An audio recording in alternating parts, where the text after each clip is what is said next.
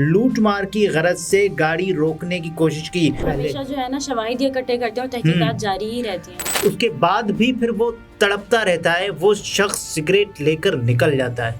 اب ایک ساتھ 18 ڈاکو آئے, اب ان کی دلیری دیکھیں, ان کو کوئی پوچھنے والا نہیں ہے. کوئی پوچھنے والا نہیں ہے. گورنر سندھ صاحب کچھ نہیں.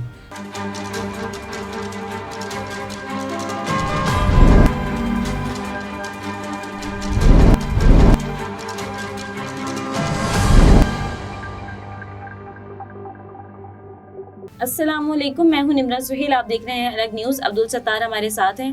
بات کریں گے کہ کراچی میں 8 سال بعد دوسرا بھائی بھی اسی طرح اسی انداز میں قتل کر دیا گیا ہے. اس کے علاوہ ایک اور ویڈیو وائرل ہو رہی ہے جس میں ہم دیکھتے ہیں کہ ایک شخص کا خون بہ رہا ہے, لیکن جو گاہک ہے وہ اپنا سگریٹ خریدنے میں مصروف ہے. اس کے ساتھ جو ہے ٹین ڈبے والے کے ساتھ بھی جو ہے ایک ڈکیتی کی واردات ہوئی ہے. مطلب کہ ٹین ڈبے والے کو بھی نہیں چھوڑا. ایسے ہی بالکل. اور کراچی میں 8 سال بعد دوسرا بھائی بھی جو ڈکیتی مزاحمت پر قتل ہو گیا. یہ جنگ کی ایک خبر ہے کہ کراچی ایئرپورٹ سے واپس گھر جانے والوں کی گاڑی نہ روکنے پر ملزمان کی فائرنگ سے ٹیکسی ڈرائیور جاں بحق ہو گیا, اور مقتول کے بھائی کو بھی 8 سال قبل کراچی میں ہی ڈکیتی مزاحمت پر قتل کیا گیا تھا.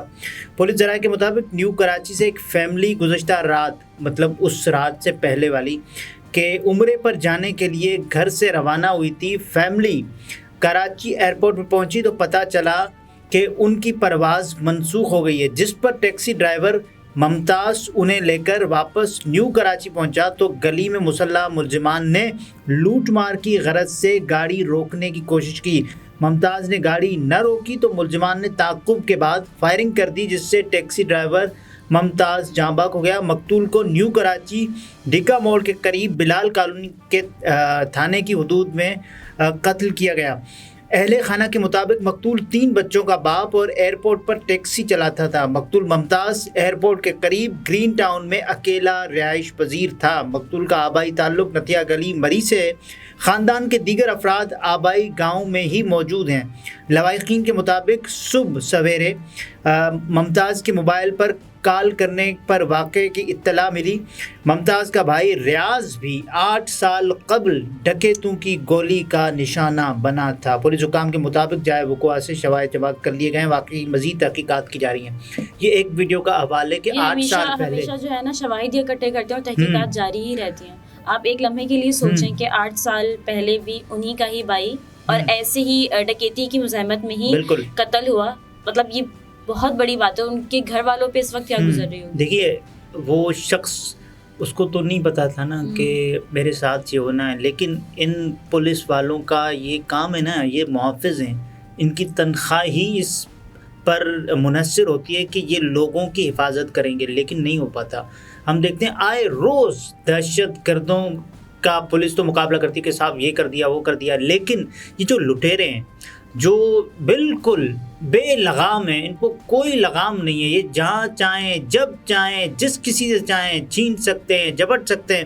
اب ایک اور ویڈیو وائرل ہو رہی ہے سوشل میڈیا پر کہ ایک شاپ ہے اور پرچون کی دکان یا جنرل اسٹور ٹائپ ایک دکان ہے, جس میں ایک شخص جو کہ وہاں پر دکان پر ہی کچھ چیزیں لینے کے لیے کھڑا ہوتا ہے, تو اس کے پیچھے ایک مسلح شخص آتا ہے اور وہ اس کو زخمی کر دیتا ہے پستول سے. لیکن اب یہ دیکھیے کہ اس شخص کی دیدہ دلیری دیکھیے, اس کو پتہ ہے کہ اس کو پکڑنے والا کوئی نہیں ہے. اور جب یہ سب کچھ ہو رہا ہوتا ہے, جب وہ خرید و فروخت کا عمل ہو رہا ہوتا ہے, تو اتنے میں ایک شخص سگریٹ لینے آتا ہے اور وہ دیکھ رہا ہوتا ہے کہ اس شخص کا خون بہ رہا ہوتا ہے اور خون ٹپک رہا ہوتا ہے. وہ کہتا ہے کہ میری مدد کرو, مجھے میرا خون بہ رہا ہے. لیکن کوئی مطلب اس سنگ دلی کی انتہا دیکھیں نا کہ ایک کیسے آپ یہ کر لیتے ہیں کہ ہمارا معاشرہ کس طرف چل رہا ہے. دیکھیں وہ سگریٹ وہ گننا ہوتا ہے کہ 1 2 3, وہ اس جانب ہے, وہ اس کو یہ نہیں پتا کہ اس کو اس سے کوئی سروکار نہیں ہے, کون کہاں کس حالت میں تڑپ رہا ہے, ایڑیاں رگڑ رہا ہے. وہ کہہ رہا ہے کہ میری صدا سنو, لیکن نہیں. آپ یہ دیکھیں. اور اس کے علاوہ اس کے بعد بھی پھر وہ تڑپتا رہتا ہے. وہ شخص سگریٹ لے کر نکل جاتا ہے.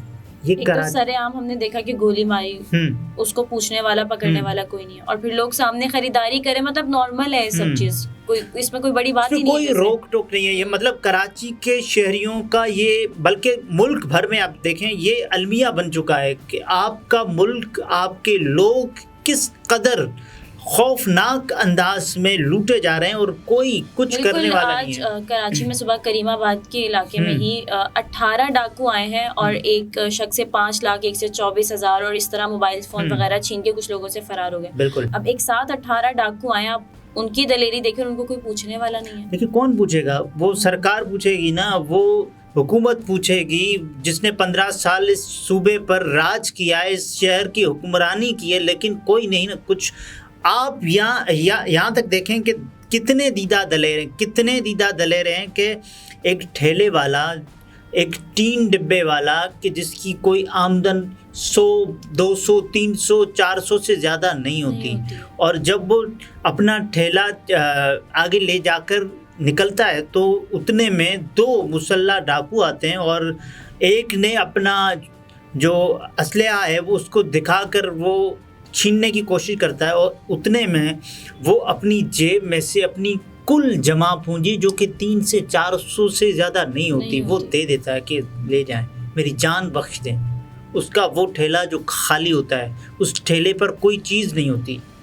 لیکن یہ عالم ہے کراچی میں اس وقت لوگوں کا. لیکن آپ دیکھیں کہ کوئی پوچھنے والا نہیں ہے.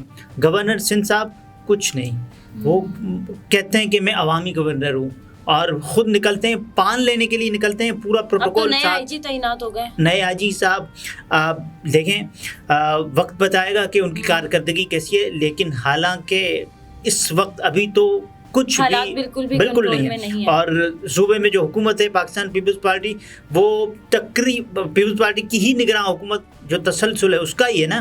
15 سال آپ نے اس صوبے پر راج کیا لیکن کچھ نہیں کرا. اب یہ جن کی ہم نے بات کی اسٹارٹ میں، 8 سال قبل بھی انہیں کے بھائی، مطلب اس وقت بھی یہی حالات تھے، آج بھی وہی حالات ہیں، ہم وہیں کھڑے ہیں. اور آپ یہ دیکھیے کہ یہ ایک تو کراچی کے حالات اور کراچی میں جس انداز سے شہری لٹے جا رہے ہیں، اس میں تو آپ یہ دیکھیے کہ اگلے 20-30 برسوں کے بعد بھی یہی حالات ہونے، کیونکہ جب آپ کو پتہ ہے کہ مجھے لوٹنے والا ہے، وہ آئے گا، میں دے دوں گا، اور یہ سب کچھ سلسلہ ویسے ہی جاری رہے گا جیسے جاری ہے. لیکن صوبے کی حکومت دیکھیں اور اس ملک پر جو اشرافیہ ہے وہ دیکھیں، ان کا حال دیکھیں. یہاں ایک ٹھیلے والا، ٹین ڈبے والا دیکھیں کہ وہ کس قدر پریشان ہے. وہ کہہ رہا ہے میری جان بخش دو، میں آپ کو دے رہا ہوں. کس قدر خوف ہے. ہمارے محافظ تو ہمیں نظر ہی نہیں آتے. اور جب سب کچھ یہ ہو رہا ہوتا ہے نا، تب لوگوں میں ایک ارتعاش آتا ہے، تب لوگ اشتعال کی طرف بڑھتے ہیں. اور پھر ہم نے دیکھا نا کہ کراچی کی ایک وائرل ویڈیو جو مختلف کلوزڈ سرکٹ کیمراز سے بنائی گئی، جس میں ایک کے بعد ایک ڈاکو کے پیچھے لوگ بھاگنے پڑتے ہیں اور لوگ مزاحمت کرنے پر تل جاتے ہیں.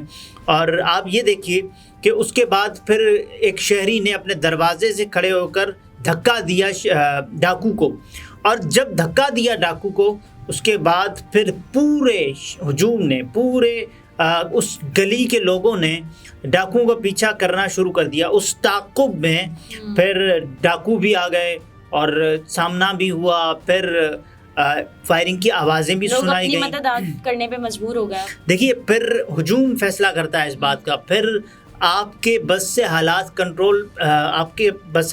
آگے نکل جاتے ہیں، حالات کنٹرول سے آگے نکل جاتے ہیں. جیسے کہ اس سین پورے ایپیسوڈ میں یہی ہوا نا کہ لوگ آئے، ہجوم آیا، اور اس ہجوم نے اس کا کنٹرول سنبھال لیا.